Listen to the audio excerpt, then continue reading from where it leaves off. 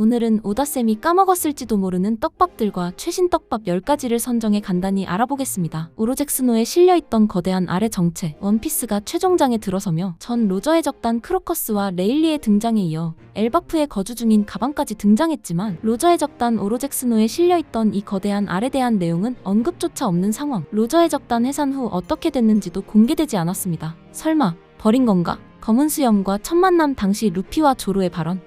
자야섬에서 검은 수염을 처음 만난 루피 일행. 나미가 검은 수염 티치의 정체를 궁금해하자 루피와 조로가 곧바로 저 자식이 아니라 저 자식들이다 아마도 라는 의미심장한 발언을 했는데, 당시 주변엔 티치의 동료가 있는 것도 아니었기 때문에 계속 논란이 됐던 오래된 떡밥으로 최근까지도 밝혀진 내용이 없으며, 단지 티치에게 어머니와 2명의 여동생이 있고 티치를 추적하던 에이스가 이들을 만난 적이 있으며 과거 최강의 해적이라 불리던 록스 디 지백의 친아들이라는 사실만 밝혀진 상황입니다. 그럼 이분은 선장이랑 절친 아들내미를 키워준 거네. 빨간 머리의 적단에 숨겨진 능력. 정상결전 당시 흰수염의 뒤를 치려는 카이도를 막아내고 단 하루 만에 신세계에서 마린포드로 도착해 아카이누를 저지하며 전쟁을 끝낸 샹크스. 거리상 칸벨트를 넘지 않고는 해적이 하루 만에 마린포드에 도착하는 게 불가능하기 때문에 럭키루의 순간이동 능력설이 가장 많이 알려졌지만, 샹크스가 철룡인 출신이고 그것도 신이기사단 단장이자 현 오로송이 된 피거랜드 갈링의 친아들임이 밝혀지며, 사실 가족의 도움, 즉 샹크스의 쌍둥이 형 샴록의 도움으로 칸벨트를 통과한 게 아니냐라는 추정만 있을 뿐, 정확히 어떤 경로로 순식간에 마린포드에 도착했는지는 여전히 밝혀지지 않은 상황입니다. 추가로 오로송과 만난 짭크스는 샴록일 가능성이 크지만 이것도 역시 밝혀지지 않았네요. 근데 샹크스면 개막장인데. 에드워드 위블의 정체.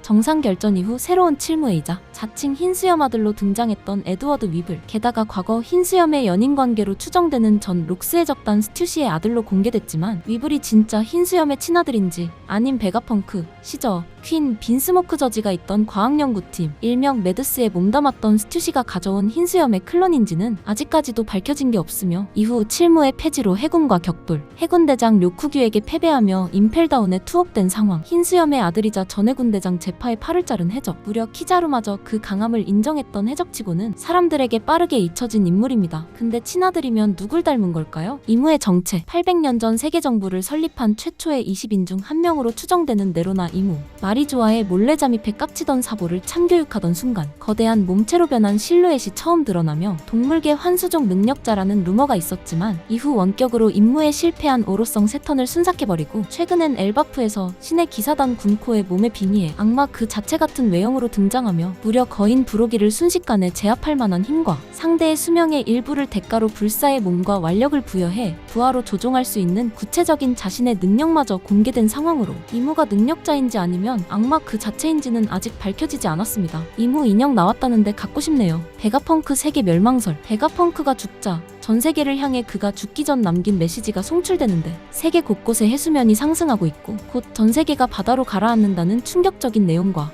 고대병기가 아직까지 실존하며 공백에 100년 동안 있었던 대전쟁이 지금도 끝나지 않았다는 내용이었죠. 그리고 원피스를 손에 넣는 자에게 앞으로의 세계의 운명이 맡겨진다는 유언까지 남긴 베가펑크. 이 내용은 최종장 후반부에 드러나겠지만 현 시점에서 보면 해수면이 상승한 이유는 고대병기 우라노스 때문임이 분명해 보이는 상황입니다. 근데 어인종만 게이득이네. 전 해군대장 쿠잔의 목표, 동기였던 아카이누와 원수 자리를 놓고 패배하며 해군을 떠나 은퇴한 떠돌이 해병으로 살던 쿠잔. 검은 수염 록스 디티치의 말발에 현혹되어 검은 수염의 적단에 입단.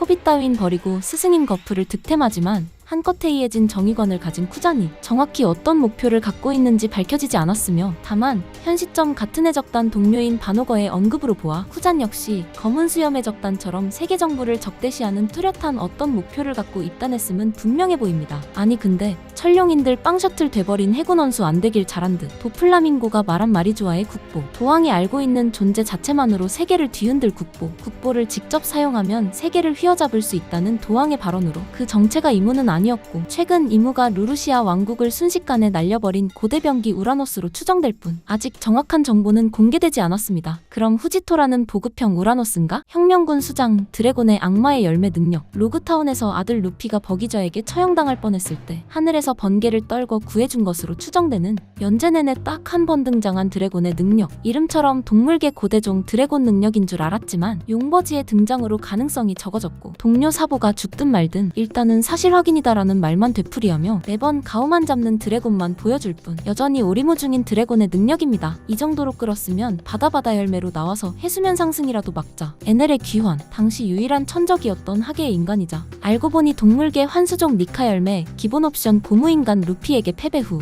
방주 맥심을 타고 달나라에 가버린 갓 에넬. 그곳에서 고대 문명 로봇들과 조우, 우주의 적단을 참교육하며 달의 주인이 되는데 표지 연재로만 나온 내용으로 엘바프 편에서 비슷한 벽화만 등장했을 뿐 달의 지배자가 된 에넬 관련 내용은 언급조차 되지 않는 상황입니다. 우주의 적단까지 하면 10년은 더 연재해야 되는 거 아니냐고. 시청해주셔서 감사합니다. 다음에 더 재밌는 내용으로 찾아올게요.